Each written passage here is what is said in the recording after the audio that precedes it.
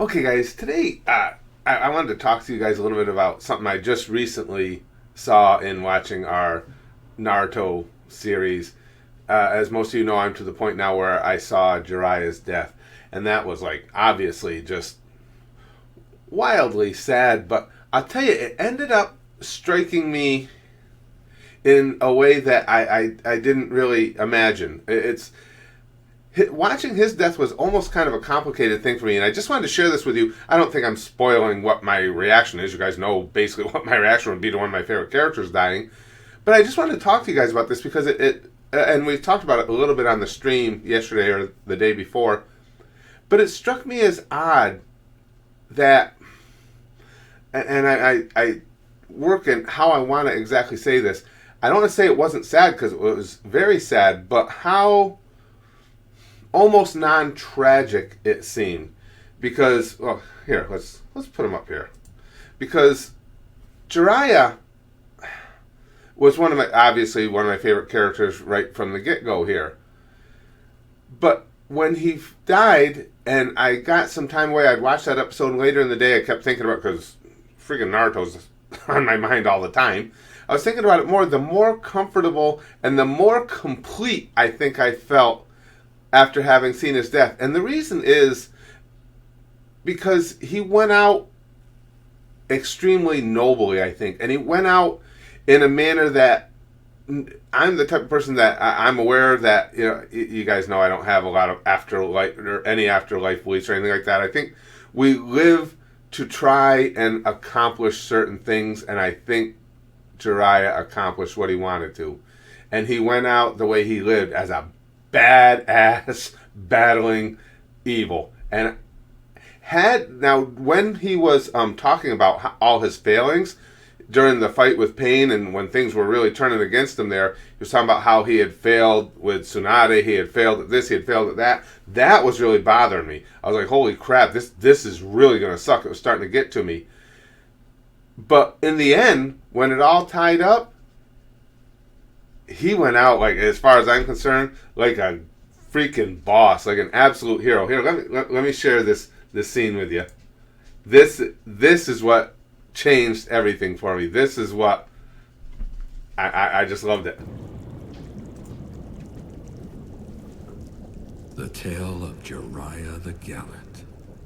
Well, now it'll end a bit better, I hope. The final chapter. I'll call it Frog at the bottom of the well. Drifts off into the great ocean.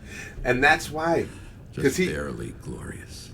He felt that because he wrote the message on Pa and sent him off to the Leaf, so he knew he had accomplished what he wanted to as far as exposing who Pain is and giving the Leaf Village what he believed they need to be able to, I assume, what he believed was to be able to take down Pain and to take down the Akatsuki.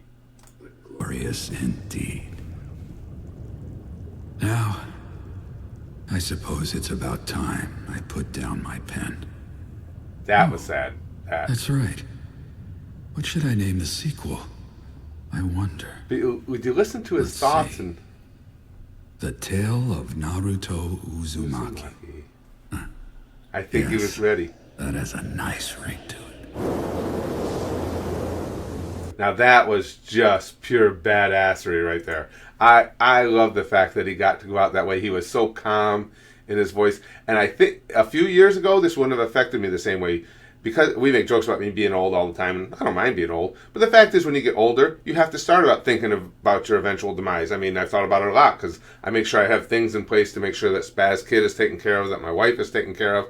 It's stuff that's on your mind. And towards that end, you start living your life making sure that when the time comes, at least for me, I can go and be like, okay, everything is where I need it to be. I accomplished what I needed to accomplish to be comfortable in shaking off this mortal coil, basically. That's how I think that's what happened with Jiraiya, and why I feel sad that he's gone. But I also feel a real satisfaction in the way he went out. Plus the fact that he was, I mean, come on, that was a badass. As far as from what I've seen in here, Pain would have pretty much obliterated anybody I'd seen so far, and Jiraiya was this close to taking them all out. I mean, that was a badass fight, and at least At least there's 5 paths now instead of 6. But just the things he came up with. I mean, Jiraiya was I said it again, total badass. And then being able to push himself back up and write that note on Pa and send him off when he should have been, by all intents and purposes, dead by then. He went out a hero as far as I'm concerned. So it's like, you take somebody like Asuma, who I liked him as a character. Certainly, I wasn't as fond of him as I was of Jiraiya. But because of that, Jiraiya's death to me was sadder because I had more of an attachment to him than I did to Asuma. Asuma's death was actually more tragic because, he had Kurenai pregnant and he had things, I think he still had a lot he wanted to accomplish in life. I think my boy Pervy Sage went out knowing he'd done what he needed to do. And he went out knowing that he had Naruto ready to ascend that ladder and take that next step. And I think our boy Jiraiya went to the bottom of that ocean. I think he went there comfortable, confident, and gallant.